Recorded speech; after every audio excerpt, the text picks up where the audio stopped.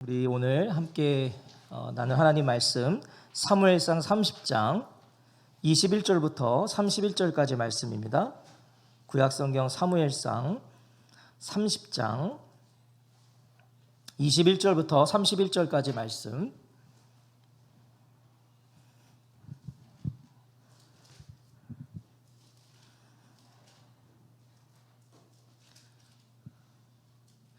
오늘은 제 평소보다 저희 두 명이 더 오니까요 굉장히 많이 온 것 같아요. 좋은 것 같아요. 자, 사무엘상 30장 21절부터 31절까지 말씀을 우리 한 절씩 교독하겠습니다. 제가 먼저 21절을 읽겠습니다. 다윗이 전에 피곤하여 능히 자기를 따르지 못함으로 부솔 시내에 머물게 한 200명에게 오매 그들이 다윗과 그와 함께한 백성을 영접하러 나오는지라 다윗이 그 백성에게 이르러 문안하매 다윗과 함께 갔던 자들 가운데 악한 자와 불량배들이 다 이르되 그들이 우리와 함께 가지 아니하였은즉 우리가 도로 찾은 물건은 무엇이든지 그들에게 주지 말고 각자의 처자만 데리고 떠나가게 하라 하는지라. 다윗이 이르되 나의 형제들아 여호와께서 우리를 보호하시고 우리를 치러 온 그 군대를 우리 손에 넘기셨은즉 그가 우리에게 주신 것을 너희가 이같이 못하리라. 이 일에 누가 너희에게 듣겠느냐? 전장에 내려갔던 자의 분깃이나 소유물 곁에 머물렀던 자의 분깃이 동일할지니 같이 분배할 것이니라 하고 그날부터 다윗이 이것으로 이스라엘의 율례와 규례를 삼았더니 오늘까지 이르니라.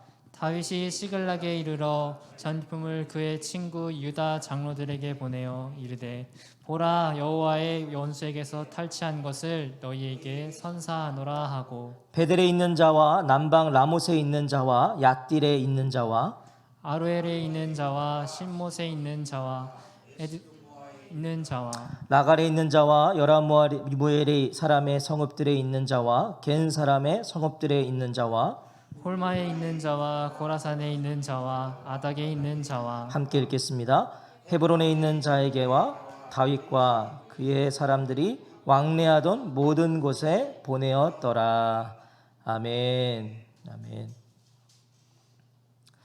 오늘은 다윗 12번째 그가 우리에게 주신 것을 이란 제목으로 하나님 말씀 듣겠습니다. 우리 오늘은 그 삶이 되는 가족 기도회가 있기 때문에 빨리 들어가 버려야 돼요. 설교에. 제가 뭐 많은 얘기를 하고 싶지만 바로 설교로 들어가야 될 것 같아요. 아말렉에게 완승을 거둔 다윗과 이 400명의 부하들은 아내와 자녀들을 포함하여 빼앗겼던 모든 것을 도로 찾아서 이제 돌아갑니다. 지난 시간에 우리 살펴본 거 기억하시죠?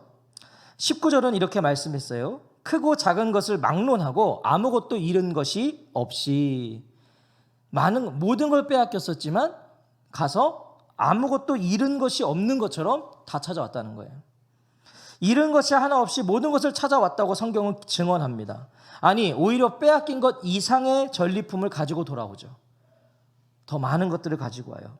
그렇게 다윗과 부하들은요 승전가를 부르며 오늘 부솔 시내에 도착합니다. 자, 왜 부솔 시내로 왔죠? 왜 원래대로면 시글락으로 가야 되잖아요. 주신들의 거주지. 자, 왜 부솔 시내로 왔습니까? 그곳에 200명의 부하들이 있었잖아요. 낙오자들, 힘들고 지쳐서 함께 600명이 따라왔지만 부솔 시내에서 200명이 안주했어요. 10절 말씀이죠. 곧 피곤하여 부솔 시내를 건너지 못하는 200명을 머물게 했고 다윗은 400명을 거느리고 쫓아가니라. 600명의 부하 가운데 200명이 아말렉을 쫓아가는 길에서 피곤해서 낙오했었어요. 다윗이 바로 그 부하들에게 돌아오는 것으로 오늘 본문은 시작됩니다. 그들에게 돌아와요. 24절은 이 200명의 부하들에게도요 아말렉과의 전투에서 나름대로 역할이 있었다는 걸 가르쳐줍니다. 이들이 비록 낙오자였지만 이들에게도 역할이 있었다. 24절에 보시면요 소유물 곁에 머물렀던 자라고 되어 있어요. 무엇입니까? 다윗은 부솔 시내에 주저앉을 수밖에 없었던 200명의 부하들에게도요 임무를 맡기고 갔던 거예요. 임무. 다윗의 군대에 소유물들을 남기고 갔어요. 자, 왜 그랬겠습니까? 기동성을 위해서. 시글락에서 남아있는 그런 소유물들 다 가지고 나왔을 거 아니에요. 어디로 얼마나 갔는지 모르잖아요. 이 아말렉 당시의 군대들이 얼마나 갔는지를 몰라요. 그러니까 빨리 추격해야 되는데 이 모든 소유물을 끌고 가는 것은 사실은 무리였던 것이죠. 그래서 어차피 나고한 200명이 있었기에 그들에게 그 소유물들을 맡기고 이제 최소한으로 이제 기동성을 위해서 갔던 것입니다. 21절은 다윗과 200명의 부하들 서로의 마음을 보여줘요. 자, 다윗과 남아있던 200명의 부하들의 마음, 서로의 마음이 어땠는가? 21절을 보시면요. 다윗이 전에 피곤하여 능히 자기를 따르지 못하므로 부솔 시내에 머물게 한 200명에게 오매 그들이 다윗과 그와 함께한 백성을 영접하러 나오는지라 다윗이 그 백성에게 이르러 문안하매. 다윗이요 먼저 200명의 부하들을 찾아온 것을 알 수 있어요. 다윗이 먼저 찾아온 거예요. 그리고 그 백성에게 이르러 문안하매. 다윗이 먼저 문안했다는 거예요. 지금 이 200명의 부하들에게 이 문안함에는 따뜻하게 문안했다. 따뜻하게. 다윗은 부솔 시내에 남겨졌던 200명의 부하들을요 먼저 찾아왔을 뿐만 아니라 그들에게 평안을 묻고 있어요. 지금 너희들 그동안 평안했냐는 거예요. 잘 지냈냐라고 묻고 있는 것이죠. 다윗은요 이들을 나고자라고 멸시하거나 천대하지 않았다는 겁니다. 이들을 아말렉과의 싸우는 동안에도요 다윗의 마음 한편에는 이 부솔 시내에 남겨두고 온 200명의 부하들 그들의 안전에 대한 걱정이 있었다는 거예요. 그래서 오자마자 문안하는 거예요. 너네 별일 없었냐는 거죠. 반면에 200명의 부하들은 어떻습니까? 이 200명을 보십시오. 전에 다윗을 따라갈 수 없을 만큼 지쳐서 그곳에 남아있던 나고자 200명이 나와서 다윗을 환영하고 다윗과 함께 오는 군인들도 환영하였더라. 자, 이 모습을 보면 우리가 무엇을 유추해 볼 수 있어요? 지금 남아있던 200명의 부하들도요 마음이 편치 않았던 거예요. 마음이 좋지 않았어요. 함께 가야 됐는데 자신들의 한계 때문에 함께하지 못한 거 그거에 대한 미안함으로 마음이 무거웠던 거예요. 200명도. 그리고 사랑하는 아내와 자녀들도 너무 보고 싶었겠죠. 그래서 기다렸다는 듯이 나와서 이 다윗과 400명의 부하들을 환영하는 겁니다. 영접해요. 기다리고 있었어요. 다윗은 그런 부하들의 마음도 헤아려 줬던 거죠. 그래서 먼저 문안해 준 거예요. 그들이 먼저 어떻게 과감하게 막 얘기를 했겠어요. 다들 쭈뼛쭈뼛하면서 그냥 기다리고 있었겠죠. 이것이 다윗과 이 200명의 부하들의 관계고 마음이었어요. 다윗도 그들을 마음에 두고 있었고 200명의 부하들도 다윗을 기다리고 있었어요. 하지만 22절은요. 이것이 모두의 마음은 아니었다라고 말씀해요. 모두가 이런 마음이 아니었다. 22절에 다윗과 함께 갔던 자들 가운데 악한 자와 불량배들이 다 이르되 그들이 우리와 함께 가지 아니하였은즉 우리가 도로 찾은 물건은 무엇이든지 그들에게 주지 말고 각자의 처자만 데리고 떠나가게 하라 하는지라. 다윗과 함께 전장에 나아갔던 이 400명의 부하들 중에요 전투에 참여하지 않은 200명에게 전리품을 나눠주지 말아야 한다는 자들이 등장해요. 이 남아있던 자들 200명 여기에는 전리품 나눠주지 말자. 그냥 자신들의 처와 자식들만 주고 떠나가게 하자. 더 정확히 말하면요 이들은 지금 다윗의 의견도 묻고 있는 게 아닙니다. 원어로 보면 이들은 지금 자신들은 나누어주지 않겠다고 말하고 있어요. 나눠주지 않겠다. 저들에게 저 200명에게는 이 전리품 나눠주지 않겠다. 굉장히 웃긴 거예요. 지난 시간에 이들은 그 아말렉을 다 이기고 나서 오면서 뭐라 그랬죠? 다윗의 전리품이라. 이 모든 전리품이 다윗의 전리품이라 그랬어요. 영광을 올렸단 말이에요. 근데 지금은 자신들이 주인 행세를 하고 있어요. 이거 우리는 주지 않겠다. 우리와 함께 가지 아니하였은즉 우리가 도로 찾은 물건은 무엇이든지 그들에게 주지 말고 우리와 무엇입니까? 지금 우리와 그들 나누기 시작하고 있어요. 400명이 그중에 몇 명이 저 남아있던 200명은 그들이고 우리 나누고 있단 말이에요. 언제부터 우리와 그들입니까? 지금 이 다윗의 부하들이 언제부터 우리와 그들로 나누었냐고요. 하나였잖아요. 다윗과 함께 산전수전을 함께 했던 우리였단 말이에요. 이 600명은. 그런데 지금 선을 긋고 있어요. 우리는 전투에 참여한 자, 너희는 남아있던 자. 물론 이들의 말이 따지고 보면 틀린 것은 아니에요. 목숨 걸고 전투에 나간 자와요, 부솔 시내에서 발 담그고 있던 사람들, 사실은 대우가 달라야죠. 이들은 사실 부솔 시내에서 발 담그고 있었어요. 전투에 나간 사람들 입장에서 보면 쉬고 있었잖아요. 자, 그런데 분명히 대우가 달라야 돼요. 이것이 시대의 가치예요. 이 시대의 요구와 기준이 이런 거예요. 무엇이죠? 같을 수 없다는 거예요. 성과에 따라서 대우를 받아야 된다. 열심히 하고 노력한 자가 더 많이 받아야 되고 팽팽히 논 사람은 덜 받아야 된다. 이들은 지금 마땅한 권리를 주장하는 거잖아요. 사실은 목숨 걸고 싸웠잖아요, 자기들은. 그런데 22절은요, 이들을 우리는 전투에 나갔지만 안 나간 사람들은 주지 말자, 주지 않겠다 했던 이들을 22절은 뭐라고 그래요? 악한 자와 불량배들이라고 표현해요. 악하고 야비한 사람들이라는 거예요. 이것은 다윗의 부하들 가운데 악하고 야비한 자들이 있었다는 거 아니에요. 400명이니까 그 중에는 이렇게 악하고 야비한 자들이 있었다, 지금 이걸 우리에게 말씀하고 있는 게 아닙니다. 이들이 말하고 있는 기준과 가치가요, 이들이 악하고 야비한 자들이 되게 했다는 거예요. 이들이 말하고 있는 이 지금 가치, 이 기준이 그들이 야비한 자고 악한 자들 되게 한 것이다. 생각해 보십시오.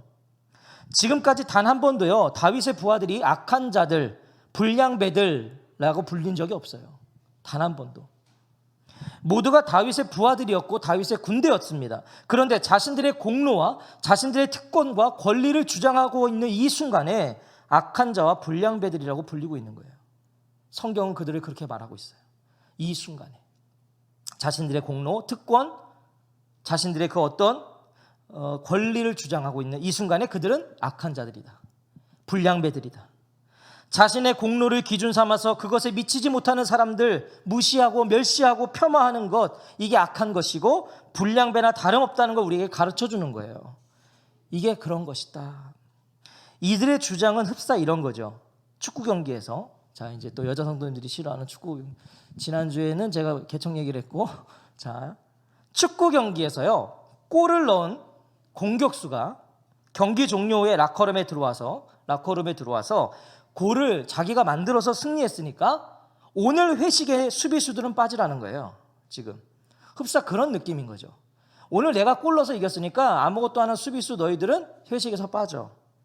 골을 넣은 건 우리 공격수니까 아무것도 하지 않은 수비들은 소고기 먹을 자격 없다는 거예요. 지금 이 말도 안 되는 소리죠. 공격수들이 골을 넣을 수 있었던 건 수비가 있었기 때문이고요, 미드필더들이 있었기 때문이에요.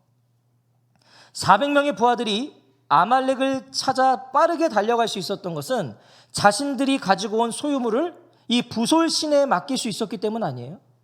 그래서 빨리 갈 수 있었잖아요. 이유가 어떻든요, 그들이 분명 낙오한 건 맞아요.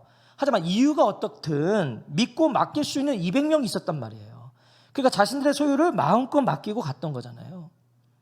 하지만 성경도 너무해요. 자, 성경도 보세요. 공로와 노력에 따라 대우하자는 게 또 뭐 그렇게 큰 잘못이겠어요? 그게 또 뭐 그렇게 큰 잘못이겠어요? 그게 얼마나 큰 잘못이라고 이들을 악한 자라고 그러고 불량배들이라고까지 말씀하냐는 거예요, 성경은. 성경도 해도 좀 너무한 것 같긴 해요. 어떻게 이게 악하고 불량배들이다, 야비한 자들이다. 왜 성경이 이렇게까지 말씀하는가? 23절이 그 이유를 가르쳐 주는 거예요. 23절. 우리 23절은 같이 한번 읽어볼까요? 시작. 다윗이 이르되 나의 형제들아, 여호와께서 우리를 보호하시고 우리를 치러 온 그 군대를 우리 손에 넘기셨은즉 그가 우리에게 주신 것을 너희가 이같이 못하리라. 이 이유였어요. 다윗은 분열될 위기 속에 있는 400명과 200명의 부하들을 부릅니다. 뭐라고 불러요? 나의 형제들아. 지금 일단 나뉘기 시작하고 있는 거잖아요. 400명 대 200명이 나의 형제들아. 다윗의 의도는 뭐죠? 우리 하나라는 거예요. 우리 형제라는 겁니다. 우리가 다 형제라는 걸 잊지 말라고 먼저 다윗은 말하고 있어요. 그러면서 너무 중요한 말씀을 합니다. 주님께서 우리를 지켜주시고 우리에게 쳐들어온 습격자들을 우리의 손에 넘겨주셨소. 주님께서 우리에게 선물로 주신 것을 가지고 우리가 그렇게 처리해서는 안 돼요. 자, 다윗은 뭘 말하고 있는 거예요?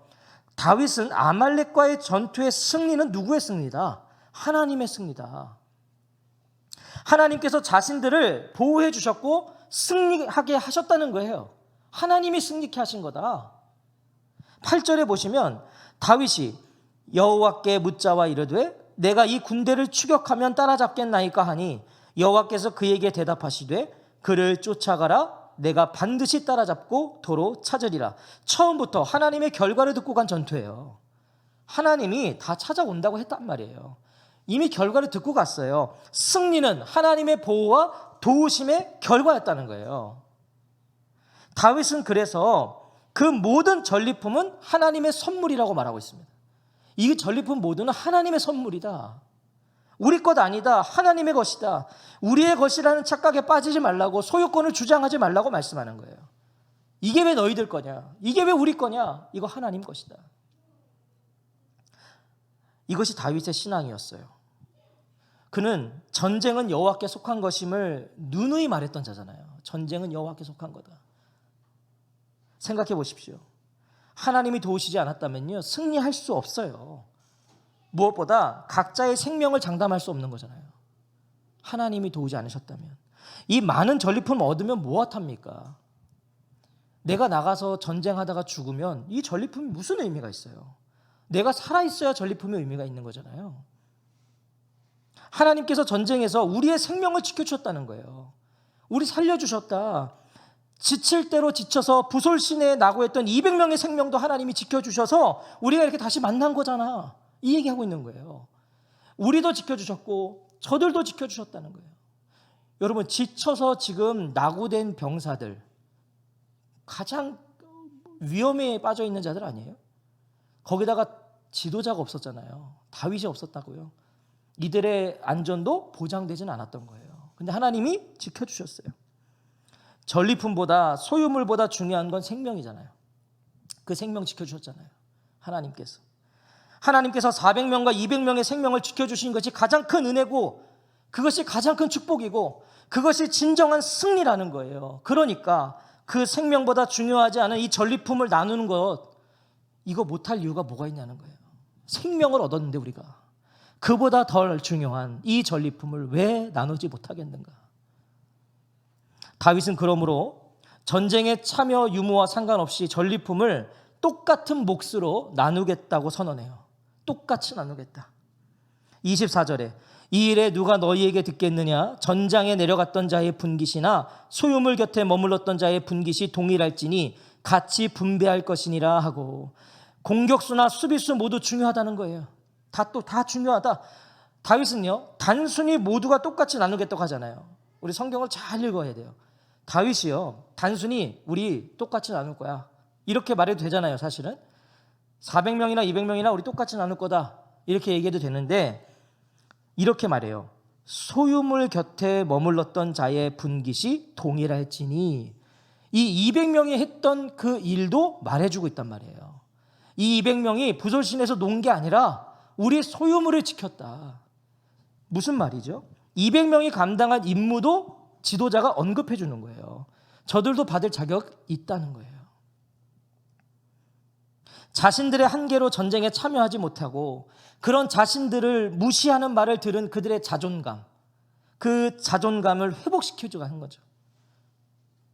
상대적으로 부족하고 연약했지만요, 그럼에도 맡겨진 임무를 잘 감당했어요. 이들이 소유물을 잘 지켰어요. 중요한 건 우리 모두가 각자의 자리를 잘 지켰기 때문에 전쟁을 승리하신 하나님께서 이 전리품들을 우리 모두에게 선물로 주셨다는 거예요.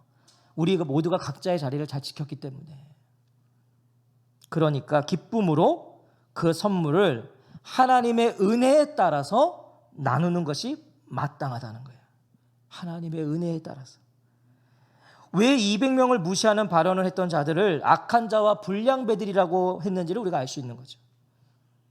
하나님께서 허락하신 선물을, 이 전리품을 자신들만 갖고 싶어 했어요. 그 욕망, 이것은 곧 공동체를 부정하는 것이었잖아요. 하나였던 자들이 자신들의 욕망 때문에 나누기 시작했다는 거예요. 하나를 둘로 나누려고 그랬어요. 또한 전쟁의 승리는 하나님의 것인데 마치 자신들의 승리인 것처럼 누리려고 했어요. 우리는 주지 않겠다. 자신들의 승리인 것처럼. 하나님의 승리를 부정하는 거잖아요, 이것은. 하나님의 승리를. 그래서 악한 거예요. 그래서 야비한 거예요. 25절은 이런 다윗의 결정이 하나님의 인정을 받았음을 증언해줘요. 25절에 보세요. 그날부터 다윗이 이것으로 이스라엘의 율례와 규례를 삼았더니 오늘까지 이르니라. 하나님 인정하신 거예요. 다윗의 이 결정. 다윗이 이때 세운 은혜의 규칙이요, 이후에도 이스라엘의 전리품을 분배하는 기준이 돼요. 그리고 후대에까지 이어져요. 후대에까지. 이스라엘을 위한 율례와 규례가 되었다는 거예요. 하나님의 은혜의 방식, 이것이 교회의 방식이어야 함을 우리에게 가르쳐 주세요. 여러분, 교회는요, 민주적인 방식으로 가는 공동체가 아니에요. 우리가 그것을 착각하면 안 돼요. 민주적이면 좋죠. 하지만 교회는 하나님의 은혜로, 은혜의 방식으로 가는 공동체여야 돼요. 이거는 민주적인 것 이상인 거예요. 하나님의 은혜로 가야 돼요.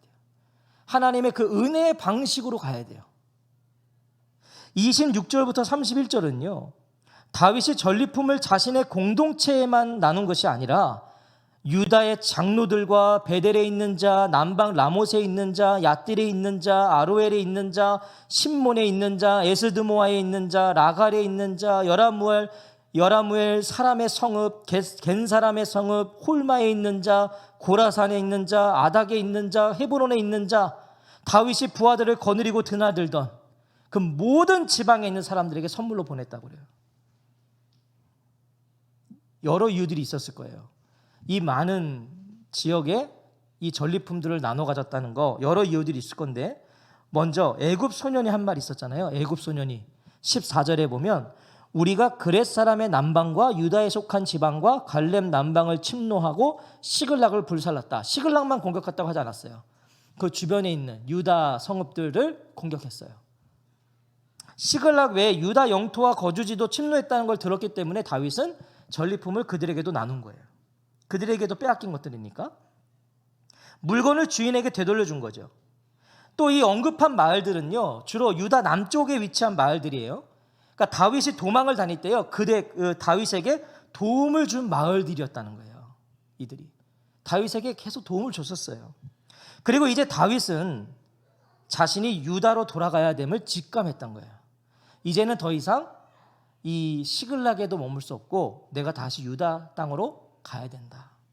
이게 직감적으로 알았던 거죠. 그래서 감사의 마음을 담아서 선물을 보낸 거예요. 그러니까 사실은 어떻게 보면 정치라면 정치죠. 내가 다시 돌아가야 되는데 내가 더 환영받기 위해서는 그들이 빼앗긴 것들을 다 돌려주는 거예요. 이미지가 좋아지는 거죠. 자, 이렇게 다윗의 광야 이야기는 끝나요. 우리가 지금 오랜 몇 주에 걸쳐서 오늘 이게 12번째인데 광야 이야기는 이렇게 끝이 납니다. 다윗은 힘들고 모진 시간을 지나왔어요. 잘 아시는 것처럼. 사울의 미움을 받았어요. 생명의 위협을 받기도 했어요. 많은 시간을 도망자로 살았어요. 심지어 자기 사람들에게 위협도 받았어요. 부하들이 돌 들고 죽이려고 그랬잖아요. 가진 것 모든 것도 빼앗겨봤어요. 시글락에서 아내와 자식들까지 다 뺏겨봤어요. 하지만 이 모든 시간, 어찌 보면 허비하고 낭비한 시간 같죠. 그의 인생 속에. 인생이 없어도 되는 시간이에요. 사실은 이런 고통과 수모와 힘겨운 시간, 사실 없어도 되는 시간이에요. 억울하고 이해할 수 없는 그 시간의 끝, 오늘 이 광야 이야기의 끝, 이 끝자락에서 다윗은 축복을 나누는 것으로 끝나고 있어요. 은혜를 나누고 있어요. 선물을 나누고 있어요. 무엇이 이것을 가능하게 했을까요? 그의 인생은요, 사실 이렇게 전리품을 나눌 수 없고 선물을 나눌 수 없고 축복할 수 있는 인생이 아니에요. 그가 당한 걸 보면. 어떻게 이것이 가능했는가? 저는 다윗의 이 고백에서 그 이유를 발견하게 돼요. 다윗이 어떻게 이렇게 할 수 있었는가? 23절 말씀이에요. 우리 23절 말씀을 다시 한번 읽어볼까요? 23절입니다. 시작. 다윗이 이르되 나의 형제들아, 여호와께서 우리를 보호하시고 우리를 치러 온 그 군대를 우리 손에 넘기셨은즉 그가 우리에게 주신 것을 너희가 이같이 못하리라. 다윗이 어떻게 그의 그 고단한 인생의 마지막을 축복으로 끝낼 수 있었는가? 저는 여기서 그 이유가 있다고 생각해요. 그가 우리에게 주신 것을, 하나님이 우리에게 주신 것을, 주님께서 우리에게 선물로 주신 것을 가지고 여호와께서 우리를 도우셔서 원수들을 물리쳐 이길 수 있게 하셨는데, 이 모든 것은 여호와께서 주신 것인데, 다윗은 광야의 시간을 통해 이것 하나를 분명히 알았던 거예요. 이거 그가 우리에게 주신 것을, 하나님이 나에게 주신 것을, 광야의 시간을 통해 다윗은 이거 하나 분명히 알았던 거예요. 자신을 향해 2번이나 날아온 사울의 창이 그렇게 비껴가게 하신 것도, 도망치는 동안 자신을 먹이고 입혀주신 것도, 자신을 숨겨주신 것도, 사울의 생명을 2번이나 자신의 손에 넘겨주셨던 것도, 시글락에서 1년 4개월간의 쉼을 누린 것도, 동족들과의 전쟁을 피하게 하신 것도, 잃어버렸던 것도, 모든 것을 다 찾을 수 있게 하신 것도 그가 우리에게 주신 것을 다윗은 알게 되었던 거예요. 무엇 하나 내 힘과 노력으로 된 것이 아니었구나. 돌아보니 내가 한 것 하나 없고 내 것이라 말할 수 있는 것이 하나도 없던 거예요. 다윗은 그래서 이 광야의 끝자락에서 그 전리품들을 나눌 수 있는 거예요. 축복할 수 있는 거예요. 사랑하는 성도 여러분, 이것이 우리의 고백 아니겠습니까? 아니, 우리가 마땅히 드려야 될 고백이 아닐까요? 다윗은 이것을 알기 때문에 부솔 시내에 남겨져 있었던 세상의 시선으로는 낙오자요 패배자들이었던 이 200명의 부하들을 그렇게 여기지 않았던 거예요. 다윗은 이 마음이 있었기 때문에, 하나님 앞에서 자신이 그들과 조금도 다르지 않다는 것을 다윗은 광야의 시간을 통해 깨달았어요. 이 낙오했던 200명과 내가 다를 게 없어요. 광야에서 다윗은 그거 하나 깨달은 거예요. 그들처럼 자신도 지쳤었어요. 자신도 피곤했었어요. 한계에 부딪혔어요. 실수했고요. 넘어졌단 말이에요. 그래서 수모도 당했고 배신도 당해봤어요. 그게 광야에서 다윗이 당했던 일들이에요. 하지만 그럼에도 불구하고 그가 우리에게 주신 것을 다윗은 고백했기 때문에, 그것을 고백했기 때문에 전장에 내려갔던 자의 분깃이나 소유물 곁에 머물렀던 자의 분깃이 동일할지니 같이 분배할 것이다, 이렇게 말할 수밖에 없는 거예요. 우리가 다 하나님께 이 은혜 받은 자 아니겠습니까? 소유물 곁에 머물렀던 자, 부솔 시내에 남아있던 자들 중에 하나가 우리 아니에요? 여러분, 우리가 400명 같으세요? 우리가 다윗 같아요? 아니요. 우리는 지쳐서 중간에 부솔 시내에 남을 수밖에 없었던 자들이에요. 전투에 나가서 당당히 싸우고 승전가를 부르며 돌아온 자가 우리 중에 몇이나 될까요? 인생에 돌아보세요. 우리 중에 몇 명이나 그렇게 살았어요? 우리는 다 연약해서 부솔 시내에 남아서 가족을 구하러 가지도 못한 그 자괴감과 전쟁에 나아가지 못한 패배감에 고개를 숙이고 있던 자들이에요. 대부분 우리는 그런 자들이에요. 그런데 우리 주님이 우리의 실수와 실패와 우리의 절망과 패배 중에서도 모든 것을 승리하시고 찾아오셨어요. 우리를 찾아오셔서 분깃을 주셨어요. 선물을 주신 거예요. 우리는 실패하고 있었는데 주님이 승리하고 오셔서 선물을 주신 거예요. 그리고 내 승리가 곧 너희의 승리라고 하시는 거예요. 이것을 고백할 때 우리도 또 다른 부솔 시내의 사람들을 찾아가 선물을 나눌 수 있는 거예요. 우리도 이걸 고백해야만 오늘도 부솔 시내의 낙오자들, 지쳐서 자신의 능력의 한계 때문에 넘어져 있는 자들, 그들에게 우리도 가서 선물을 줄 수 있는 거예요. 그들에게 그가 우리에게 주신 것을 나눌 뿐이라고 말할 수 있는 거예요. 하나님이 나에게 주신 것을 내가 나누는 것뿐입니다. 내가 당신처럼 부솔 시내에 엎어져 있을 때 우리 주님이 나를 그렇게 해주셨기 때문에 나도 오늘 당신에게 그가 우리에게 주신 걸 나누는 것입니다 라고 말할 수 있는 거죠. 삶이 되는 교회가 주님이 오시는 그날까지 이 은혜가 있는 부솔 시내가 되기를 간절히 소원합니다. 여기가 부솔 시내가 되었으면 좋겠어요. 뭐 높고 낮으면 어디 있어요? 내게 어디 있어요? 내 분깃, 네 분깃이 어디 있어요? 난 400명이고 넌 200명이야. 여러분 교회 안에서 그거 하고 있다면 이건 하나님 악하고 불량배들이에요. 예배한다고 교회 예배당에 모였답시고 하나님은 이 악하고 불량배들이라고. 여기서 죄송합니다. 그런 짓거리를 하고 있다면 우리가. 여러분 여기는 부솔시내가 돼야 돼요. 다윗이 동일하게 분깃을 나누고 하나님의 은혜의 방식으로 함께 어우러져 갔던 그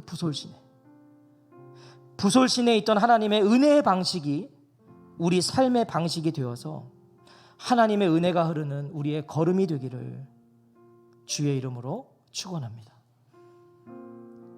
저도 그렇고 우리 성도님들도 그렇고 명심하십시오.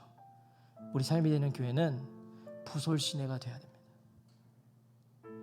문 열고 들어올 때마다 그런 마음으로 오세요. 여긴 부솔시내다. 우리가 다 거기에 낙오됐던 200명이다. 오늘 이 밤에 그런 귀한 은혜가 다시 한번 우리의 마음속에 꽃피어지기를 다시 한번 주님의 이름으로 축복합니다. 아멘. 우리 찬양하고